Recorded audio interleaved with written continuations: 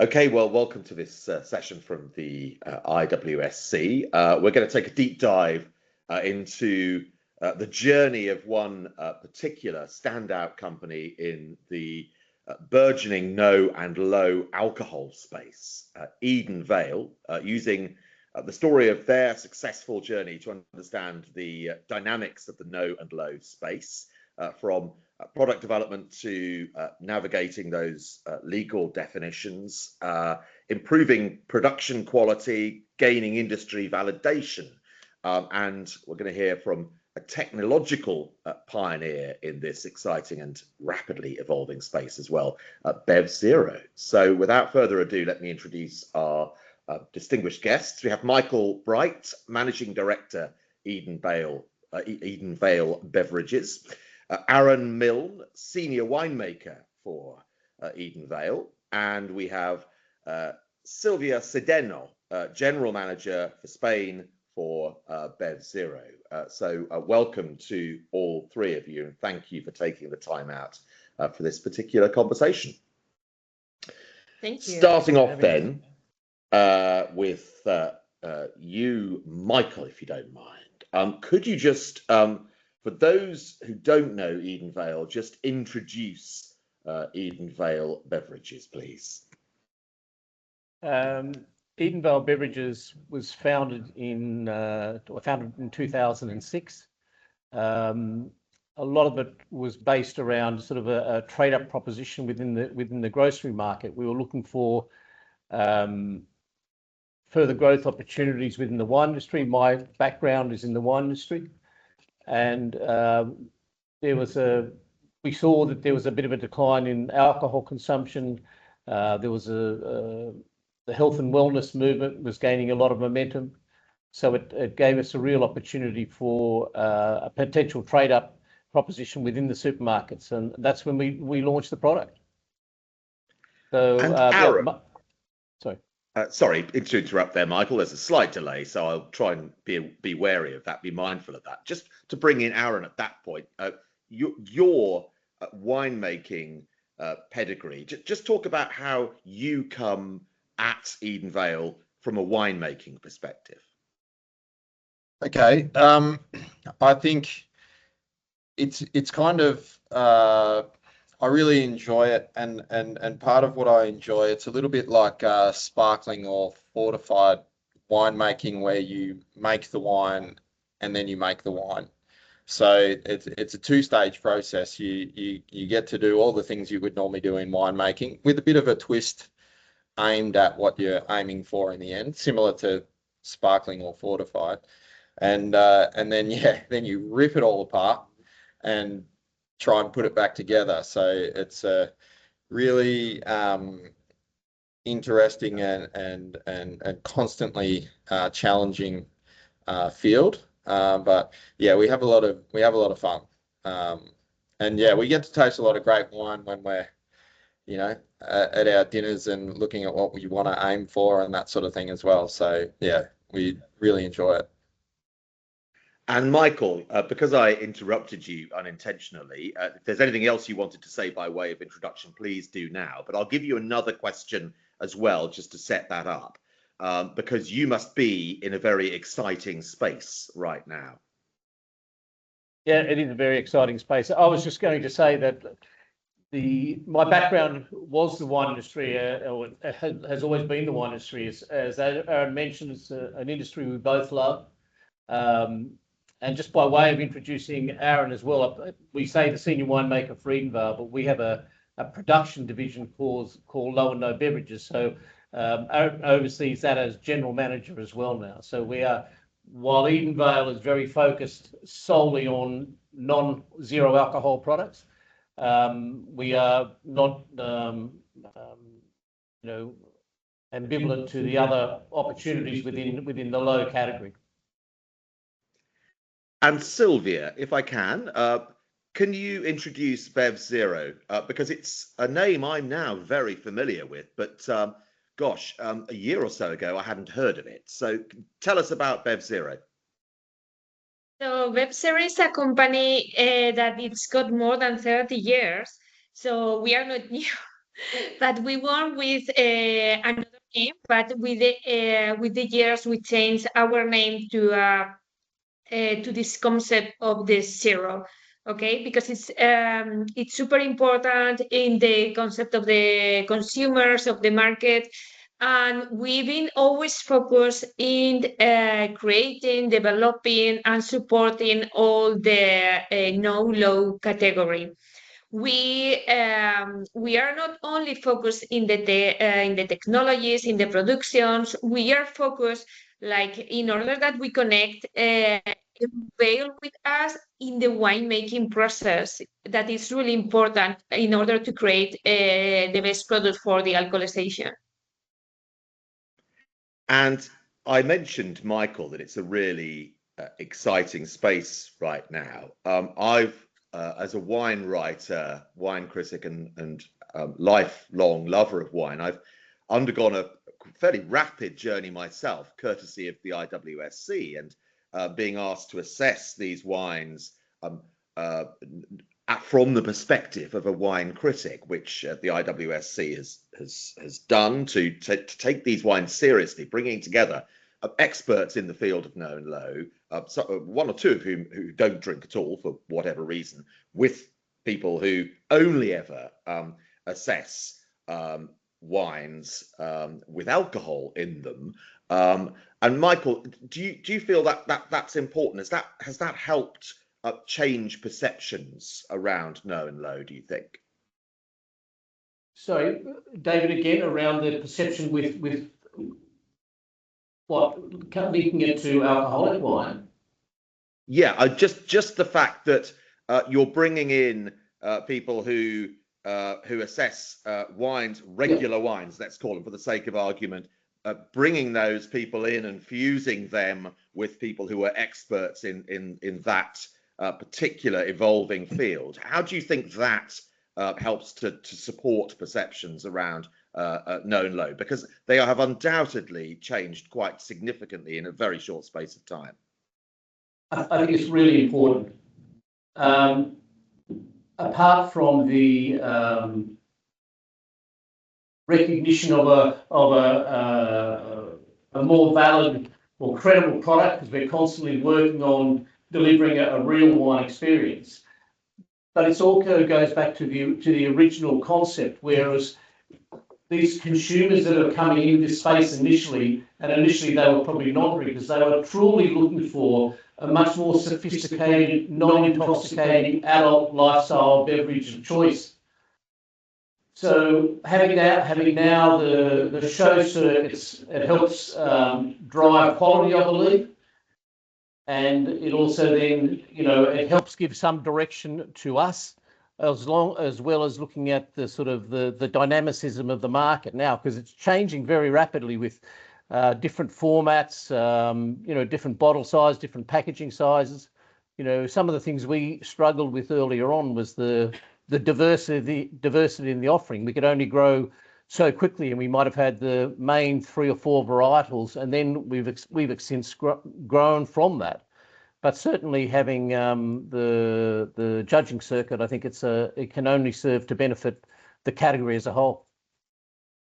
And Aaron, if I could, just to bring you in, because you mentioned you're a great lover of fine wine, and again that bringing together of sort of expert palates with those who have some technical expertise in this field is really important, I think, isn't it? Yeah, absolutely. It's been our philosophy, Michael's philosophy from the start, really, is that we want this. We're quite purist in the way we approach it. We use wine additives, only grape derived products by Australian wine rules, and we're trying to make something that really when we make a Chardonnay, we want it to look like a Chardonnay. We want you to pick it up and go, that's a Chardonnay. So we're really targeting, the holy grail of this industry is to produce a zero wine that is unrecognizable from a full strength wine, and that's what we're aiming for. And could you just talk us then, Aaron, through that production process, and then after that, I'm going to bring in Sylvia to talk about de-alcoholization. Yep. Yeah, absolutely. So we make our wine. We target a few different things. We mostly acidity, and depending on the style that we want in the end product, whether we want to go for a high level of fruit intensity for the wine, so that as we pass it through our process, we can retain as much aroma, we call it essence, as possible in the final product. So we start with our finished table ready wine, or bottle ready wine, and then we pass it through our vacuum distillation column, which we worked with BevZero in installing not too long ago. And that column first removes essence, which is flashing off the lightweight aromas that come off a lot easier than the alcohol. And we capture that and we set it aside, and then it passes through the larger column more slowly at a higher temperature, and then that removes the ethanol. And then with our zero alcohol wine that we have out the other side, we return as much of that essence as possible that we can to the finished wine, as well as a lot of other work, with different oak products, manoprotein products, all the whole winemaking toolkit is on the table while we try to rebuild that really essential element that we've just ripped out of the wine. So, trying to do our best to put it back together. And Sylvia, you're partnering here with in this process with Edenvale. What has been the kind of advance in technology in recent times that has allowed all this to happen? Because as I understand it, although you mentioned the company is 30 years old, a lot of this technology is pretty new, isn't it? Yes, exactly. From our company, we've been supporting and we've been developing new technologies because, first of all, we started with the spinning cone column. In fact, some of our facilities around the world, they are still working with it because it's a great technology. But we've been advancing and we've been developing and working with different engineering companies in increasing the quality of the product. For us, the most important is the quality of the product. But I want to mention that it's really important, in all this process, the most important fact, it's the original wine. Okay, and it's something that I think in general it's difficult to understand from the consumer, from the customers, but it's like everything in this life. You start with a really good quality product. Of course, you need to have a good technology because you need to preserve all the characteristics of the more similar to the original wine. But it's a coordination of a good quality wine, a good technology, and then you will get a good result. So the technologies, they've been increasing the quality. If we make reference of the speed, of the temperatures, 1 or 2 passes, with the spinning cone column, we needed like 2 passes through the technology. With the new ones, we need just a pass, and the temperatures, they are lower. And also, the losses, the losses in the technologies before, they were, when you wanted to go to a 0.0, 0.5, the losses, they were up to 30%. And right now, the losses that we have, they are between 12 and maximum 15%. So it is amazing. We've been increasing the quality a lot in the wines. Michael, how did you choose the technology that you were going to use? Because this would, I'm assuming, require a great deal of investment, and at the time, you've been very successful. So maybe you've made it look easy, but I'm guessing it wasn't. I'm guessing it was very challenging. We started using spinning cone technology. That technology was, used for a lot of different things, for juice aromas, coffee extracts, different things. So there was some adaptation to the technology that was needed, but we needed to look at. We found that to be the best technology at the time, and a part of what we've been doing is, it's a continual sort of incremental improvement. It's just bit by bit that we keep on looking at the different things, and so yeah, how we decided on the technologies, we had met with Sylvia, and Sylvia had a smaller unit, and we saw there was sort of great potential in that. So that, that's fundamentally why we ended up investing in it, because it was the best technology that was out there. And then we were moving on to a bigger unit that was more efficient and things. So that's what we've installed. I think it was the third unit at the time of its size. And it's what we're seeing come through, and you touched on it before, was that, and Sylvia did as well, it's when you're putting quality wines into it now, we're now getting the value return. We're seeing those nuances, those finer qualities coming through. And another thing that Aaron mentioned too is it's not just what that technology is doing, but the work we've been continuing to do and we'll continue to do.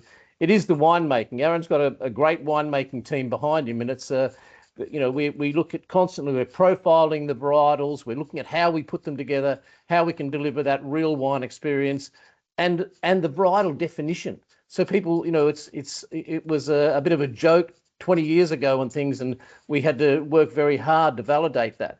But now we're getting to the stage where we're producing some really, really good quality products. And as I can't put too fine a point on the work that goes into the finishing the wine. So we've got the technology to bring it through the system, but there's a lot of work that goes into finishing them now as well. Yeah, Aaron, that's a really interesting point, isn't it? Because one of my learnings from tasting and assessing these products is that I think there's a lazy view that because you're taking the alcohol out, you can go and buy some cheap grapes from one of the cheapest regions in Europe where they mass produce large amounts of big volumes. Yeah, that's not true, is it? The grape material is sort of more important, isn't it? Yeah, absolutely. It's critical, and it's a three-part. I guess there's three big factors. There's the wine, the material. It's like, any chef or anyone that makes any product will tell you the quality of the ingredients affects the quality of the product. Then there's the technology, and then there's the winemaking, and also having that technology in your hands is a different thing to working with a processor too. Like you get to play and you get to find little tweaks and add little bits here and there, and that's been a great thing for Edenvale in having the new facility as well. Is we have the whole process, and we can follow things really right through from beginning to end. And yeah, it's incremental changes, as Michael said. I don't know if it's coming, or I don't know if it's already happened, and we've had our big step change, and now everything is just these little gradual improvements that we just try to get better and better every time. So yeah, we've just done an Adelaide Hills Chardonnay, and we're quite happy now and confident with these sorts of things. We did a Marlborough Sauvignon Blanc 4 weeks ago, so we're investing in some pretty expensive material and pulling it from all sorts of places now to really sort of lean into those premium wines. It's good fun. Yeah, I bet. Yeah. Assessing the wines at the IWSC this year as a judge, and as I mentioned earlier, the IWSC brought together some really experienced and very calm, open-minded wine judges. So that was me, Freddie Bulmer from the Wine Society, who buys for Australia, Maria Bumpa, who is the UK Sommelier of the Year, so a really accomplished sommelier, very experienced. And it was really interesting, and we were on separate panels actually, and we were brought together with experts in the no and low field. And the discussions around fruit, aromatics, those discussions were really very, very interesting. And there was quite a I would say amongst the entries, there was some divergence in that sort of approach to fruit quality and the fruit shining. Aaron, that's obviously, from what you've said, something you take really, really seriously. Yeah, absolutely. It's one of the, I guess, those flavor compounds are really sort of, that's probably, along with the alcohol, the palate weight, and the feeling in the mouth that alcohol gives that's being removed, the flavor as well. It's very difficult to separate because we're separating the alcohol from the wine on boiling point. Under vacuum, like the vacuum of space and at a low temperature, but it's still boiling point. And a lot of those flavors, they're aromatic, they evaporate, just like that alcohol does.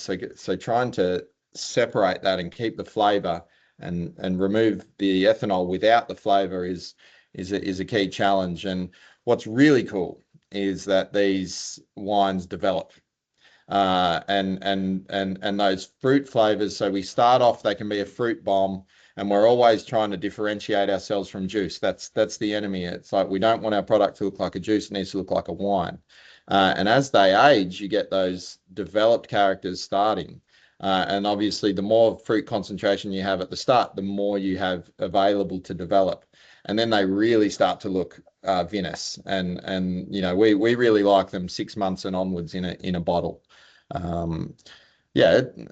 It's cool what you learn over time and doing this a lot, but that's one of the most exciting things, I think. I bet it is. Sylvia, one of the maybe not so exciting things might be the regulatory environment, but it's certainly worth talking about because there are different definitions of no alcohol, and it can be quite, especially in the EU market, and although the UK isn't in the EU, unfortunately, anymore, it is still subject to most of those rules and regulations. It's quite a complex environment, Sylvia, isn't it? Yes, it's really complex for our customers and clients. It is difficult to understand. We try to make it easy. But yes, the regulatory, all the regulatory atmosphere that we are living these years nowadays, sometimes it's not really helping, for the consumer to understand what they are really drinking.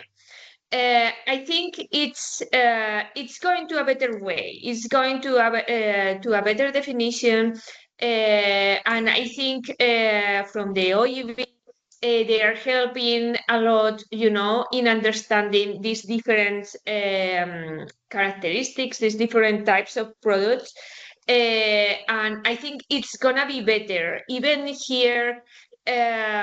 Because there is always a conflict with the standard wine, and it is like for some people, the non-alc wines, they are not wine. And I think that's the barrier that we have to break, At the end, it's coming from a wine, even we like it or we don't. But it is a wine, non-alcoholic wine. And that definition is approved.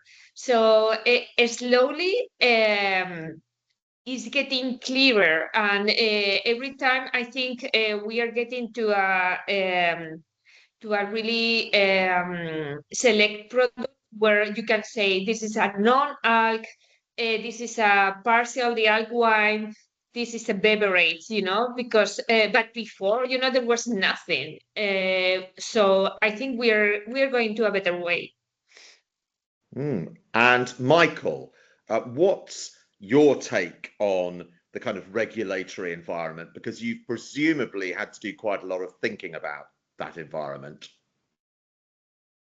Yeah, it is. It's the harmonised commodity codes are very difficult to navigate in different countries. I think we're probably using about 5 different codes at the moment for different markets. We're in 18 countries now, so the standardisation hasn't happened as rapidly for de-alcoholized wine as it has for non-alcoholic beer. I think Heineken was very, very much part of the validating of this category, and and they came into the market in 2016. Mindful, we were in the market in 2006. They had an HS code in their own for their own category of beer by 2018. But that's just, I suppose, a reflection of the finances behind that business.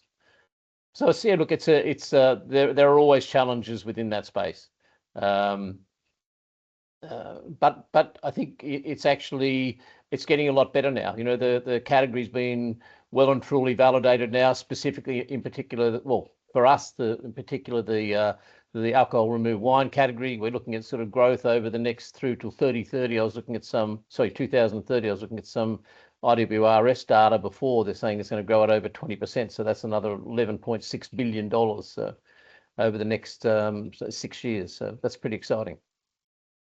Aaron, it's very interesting that Michael touched on beer there, because there's a sort of received wisdom anyway in the industry that beer has done really well. And I'm guessing in terms of ABVs, there is further to go with a wine in alcohol terms or without alcohol terms than there is for a beer. And I'm guessing that must make a difference. Oh, absolutely. Those beers are great, really, and they do have it a lot easier though. They're removing a much smaller portion of their product, if they even have alcohol in it to begin with. With the characters, the flavors that they have in beer, it's a lot easier to just build up from nothing as well. We need that fruit wine essence that you like. I still haven't seen anyone come close to replicating it with flavors. It just doesn't work. That's why we stick with the raw product, the real product. But then we've also got acid, and we have tannin, and it's a much larger portion. So it is a much more difficult thing to reconstruct. Beer has bubbles, which helps to fill the palate as well, which is why we find and we say that, in the de-alcoholized wine category, sparkling's the low-hanging fruit. It's the easy one because the bubbles just fill the palate. And they also lift the aromatics. And then is your aromatic whites, and then reds are the tough one because they have the tannin and as well as the acid and everything. So it makes it more challenging. Yeah. Let's talk about those perceptions shifting. I talked about earlier my own journey, and that's thanks to the IWSC's approach in taking these beverages really seriously as an international competition. Sylvia, you have seen a real change in a short space of time, have you, in these perceptions? Because you're sitting there in Spain at the moment, one of the traditional wine drinking cultures of Europe, going back thousands of years. You're seeing people where you are changing, are you? Yes, exactly. And it's really interesting, because we have different areas, and like areas like Rioja or Ribera del Duero, they are really traditional. But even that areas, they are realizing about these new wines. I like to call it wines, and they are opening their eyes, and they are starting to have that interest. They are coming. We are doing developing sessions, and it's super interesting. And not only like the classical wines, like white, red, rosé. Even, I guess, Fino and Sherry from South Spain. We are doing also that kind of product. So, I mean, slowly, that's coming from where we thought that they are never gonna come here. They never gonna put like a non-alcoholic wine in the market, and it's happening. It's happening, and for us, it's amazing and it's super interesting. And we are seeing that, we can tell that with numbers. We can tell that with the number of customers. I can tell you that it's going to be the best year ever, and every year it is we are getting better. We are increasing production, and that's I mean the sector of the wine that they don't want to see it, they are gonna be, like in the back of the part of the train.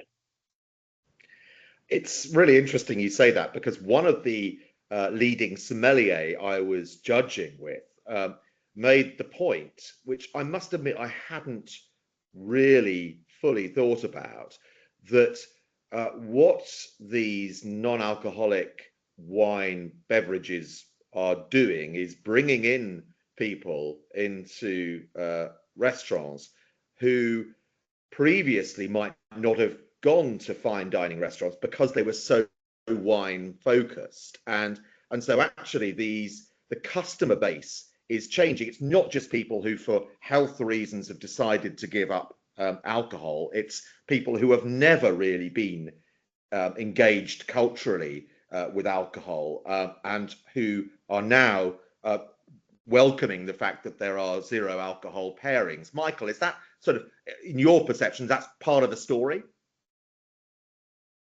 Yeah, absolutely. I think that pairing is becoming a very relevant point at the moment, with sort of the touch points with consumers, going back to that pairing with food. And as the quality of the wines the de-alcoholized wines are improving, they become very good matches for food. As far as with the on trade and things, we're starting to see more and more support for that. It's about, and that's when the formats are coming in too, with smaller bottles, so you can have individual serves for the customers. And Aaron, you talked earlier about how you approach the production process to bring the best out of the wines. Just tell us, in your mind, what makes the kind of perfect zero alcohol wine? Yeah, sure. We want a lot of body, a lot of non-alcohol body in the wine. So if we have as much of that as possible beforehand, so I like a lot of pressing material, and I don't mind a bit of phenolics. Things that I might turn my nose up at a little bit on a normal full strength wine. I'm happy for a little bit of that extra sort of astringency or bitterness in the base, as long as it's adding venosity and palate weight to help us cope with that removal of alcohol. And then of course fruit intensity as well. Like the more we have before, the more we'll have after, and it helps you with the amount of oak you can layer in there, because I've seen some wines where they're really just trying to mask everything over with the oak. You want to kind of mesh it all together and keep it integrated. So yeah, plenty of fruit and plenty of body is the way we like it to begin with. Yeah, that brings me back to those assessments, and balance was everything, just as it is when you're assessing a regular, full strength wine. Yeah, exactly. And yeah, sometimes Peter, I don't know if you've met him working with some of our Spanish wines there, he gets stuff with a bit of funk in there as well, because some of that's just looks like wine. So yeah. And Sylvia, what sort of technology changes are we seeing right now to aid and assist this growing sector? I think the most important and the key point of the technologies is the aromatic part, where we can keep as much as we can of the aroma of the original wine.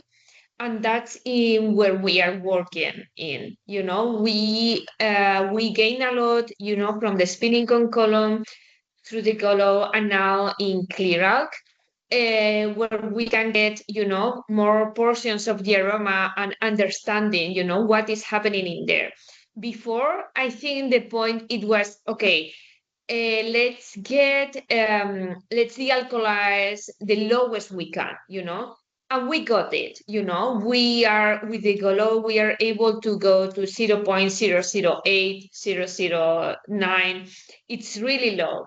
So now that we got it with the new technologies, we can work on the aromatic part where with clear alk, we can separate more that we can add back to the wine.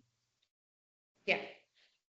Okay, and Michael, looking to the future, what's next for you at Edenvale? I mean, you've done a lot in, well, actually, it's not that short a space of time, because you were saying that we're talking about 20 years here, actually. But really, that traction has been, you've had an incredible momentum in recent times, and award success as well, I should add. So, where are you going? What's next?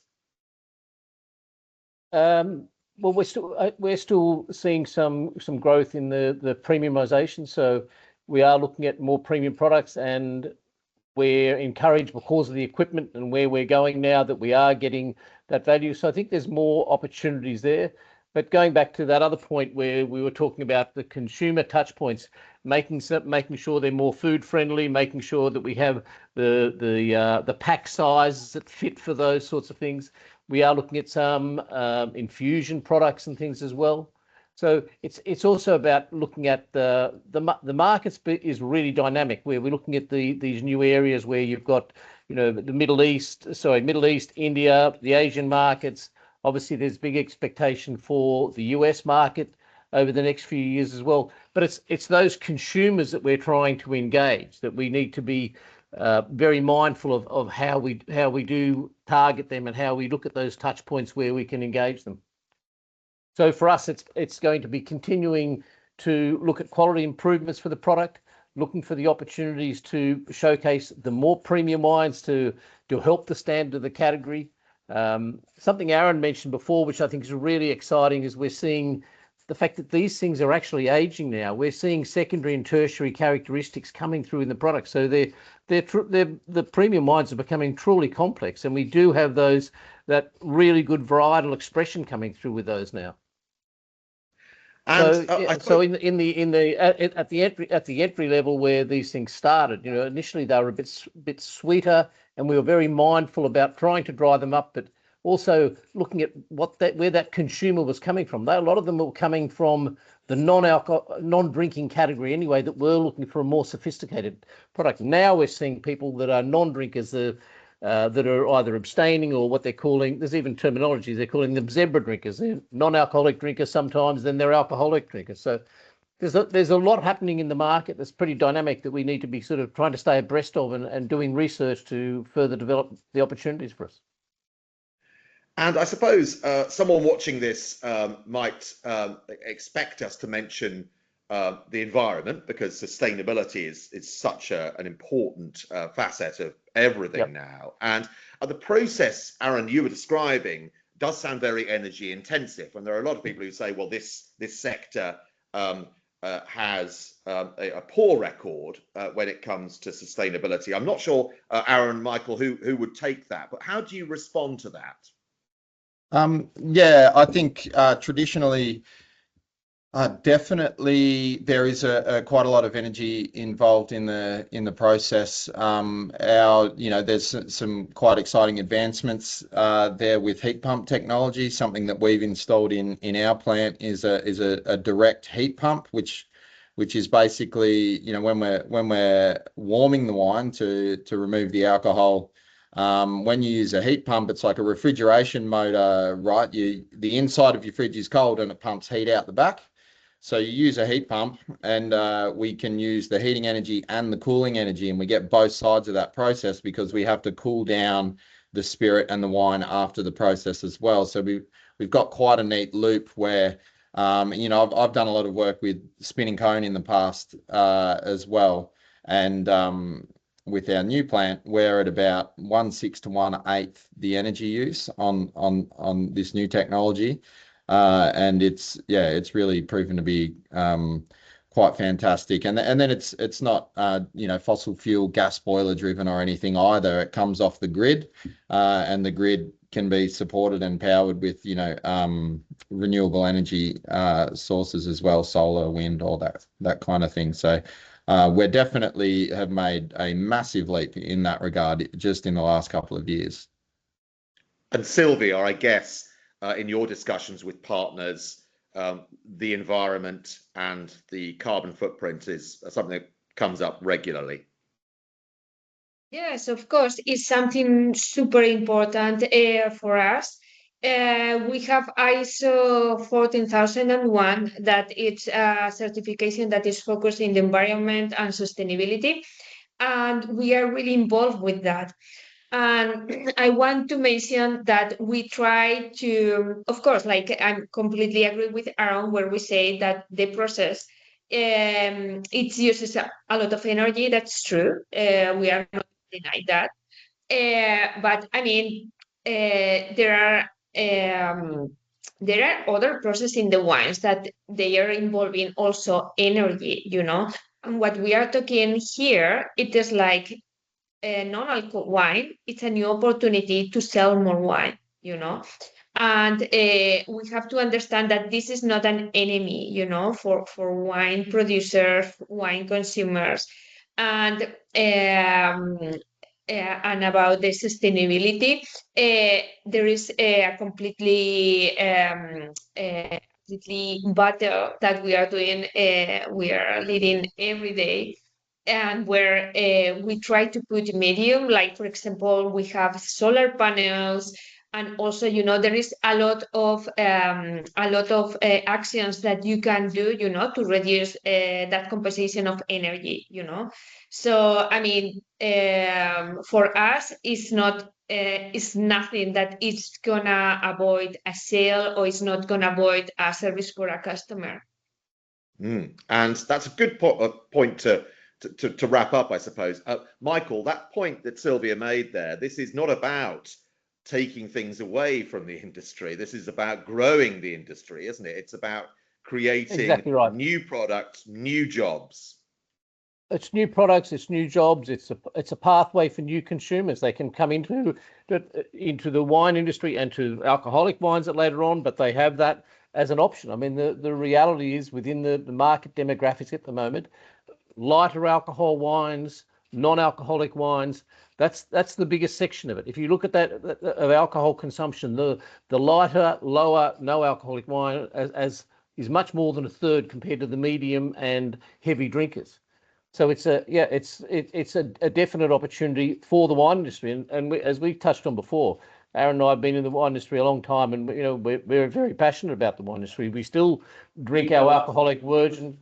We love sort of reviewing varietals and looking at what we can do to have them converted to non-alcoholic. Yeah, we'll be having a few tonight. You know, we love our wine, so and we need to keep in touch with that because that's what we're aiming for. So. But that sustainability was a really interesting point too, David, because that's a very much part of consumer expectation now, that you are mindful of these things. And so we made a conscious decision when we made that investment that we could ensure that sustainability was going to be, at the forefront, and it is a much more efficient piece of equipment than we've been using in the past. Yeah, well, that's great to hear, and congratulations on your success at the IWSC. Thank you. As I said earlier on, for me, it has been a great learning experience, but also a great pleasure to assess these wines. And it's a very rigorous process, as you will know. It may well be the toughest of the competitions. So, but it's a competition that's taking these just as seriously as the regular strength wines, and it's been a great pleasure to be part of that, and it's been great to host this. So I hope those watching this have found this useful. I think there's a huge amount of insight coming from the three of you, and plenty of energy too. So it really is a very exciting place to be, I think. So thanks so much for taking the time out of your busy schedules to join us here for this discussion. Thanks, David. Thank you very much, David. Pleasure.